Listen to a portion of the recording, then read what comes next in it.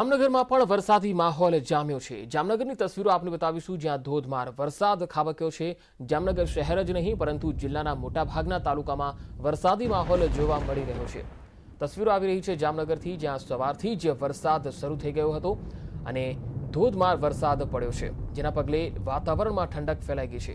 છેલ્લા 3 દિવસથી જામનગરમાં વરસાદે વિરામ લીધો હતો, પરંતુ આજે સવારથી જ વરસાદ શરૂ થઈ ગયો। હવામાન વિભાગની જે પ્રમાણે આગાહી છે તે પ્રમાણે આગામી 3 દિવસ હજુ પણ રાજ્યના સૌરાષ્ટ્ર અને દક્ષિણ ગુજરાતમાં વરસાદી માહોલ જોવા મળશે, તો ઉત્તર ગુજરાતના પણ અનેક ભાગોમાં ભારે વરસાદ પડી શકે છે। તો જામનગરમાં વહેલી સવારથી જ વરસાદ, જામનગર શહેર અને આસપાસના વિસ્તારોમાં ભારે વરસાદ પડી રહ્યો છે। વરસાદને કારણે લોકોને ભારે હાલાકીનો સામનો કરવો પડ્યો છે।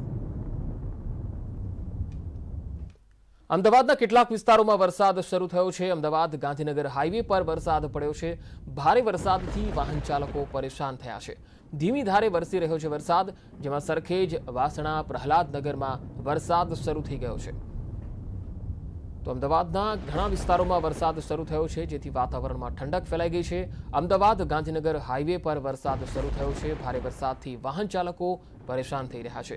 ધીમી ધારે વરસી રહ્યો છે વરસાદ, જેમાં સરખેજ, વાસણા, પ્રહલાદનગર, એસજી હાઈવે, થલતેજ સુધીના વિસ્તારોમાં વરસાદ શરૂ થયો છે।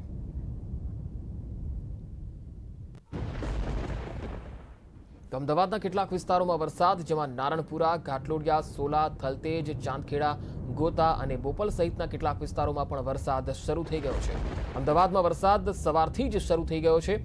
આજે સવારથી જ વરસાદી માહોલ પણ હતો અને કાળા ડિબાંગ વાદળો પણ છવાઈ ગયા હતા, ત્યારે આ વરસાદ હવે શરૂ થઈ ચૂક્યો છે।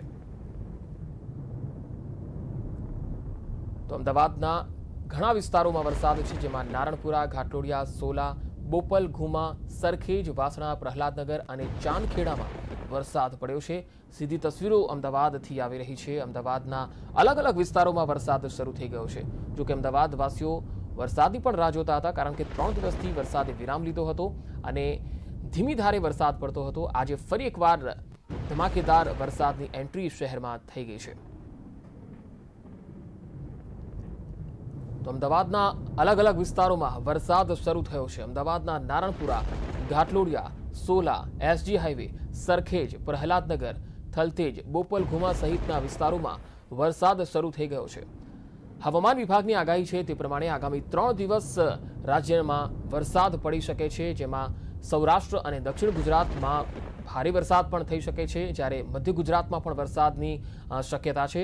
અમદાવાદ જે રીતે તમે મેપના માધ્યમથી પણ જોશો તો ખ્યાલ આવી જશે કે તેમાં અમદાવાદમાં પણ મધ્યમથી ભારે વરસાદ થાય તેવી શક્યતા છે અને તેની અસર જોવા મળી રહી છે, કારણ કે બંગાળની ખાડીમાં જે ડિપ્રેશન સક્રિય થયું છે તે વાવાઝોડામાં પરિવર્તિત થઈને ગુજરાત તરફ આગળ વધી રહ્યું છે, જેના પગલે દક્ષિણ ગુજરાતથી આ જે સિસ્ટમની જે અસર છે એ ધીરે ધીરે મધ્ય ગુજરાત અને ત્યાર પછી સૌરાષ્ટ્ર અને કચ્છ, દ્વારકા સુધીના વિસ્તારોમાં વરસાદ લાવશે અને તેની સ્થિતિ અત્યારે જોવા મળી રહી છે। અમદાવાદમાં આ જે ડિપ્રેશન સક્રિય થયું છે અને જે વાવાઝોડામાં પરિવર્તિત થયું છે એની અસર અત્યારે અમદાવાદમાં પણ જોવા મળી રહી છે। અમદાવાદમાં સવારથી જ વરસાદી માહોલ છવાયેલો છે।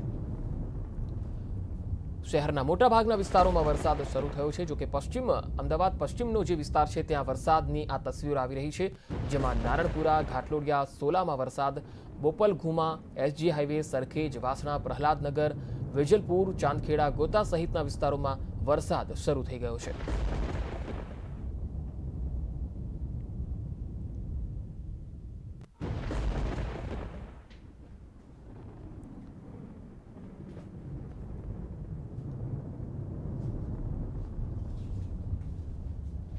તો હવામાન વિભાગની આગાહી છે કે આગામી 3 દિવસ રાજ્યમાં મધ્યમથી ભારે વરસાદ પડી શકે છે, ત્યારે એસજી હાઈવેથી આવેલી તસવીરો આપને બતાવી રહ્યા છીએ। સીધી તસવીરો અમદાવાદના એસજી હાઈવેની, જ્યાં ધોધમાર વરસાદ શરૂ થઈ ગયો છે।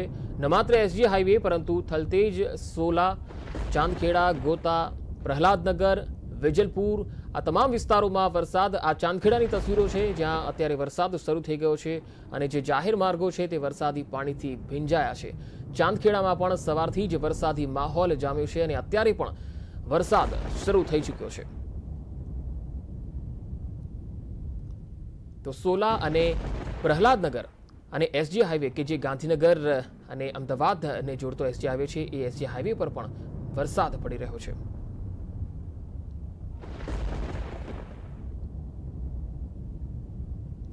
હવે આપને બતાવી રહ્યા છીએ બોપલની આ તસવીરો.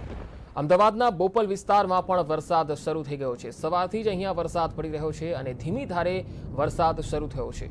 ગઈકાલે વરસાદે વિરામ લીધો હતો, ત્યારે આજે ફરી એકવાર વરસાદ શરૂ થયો.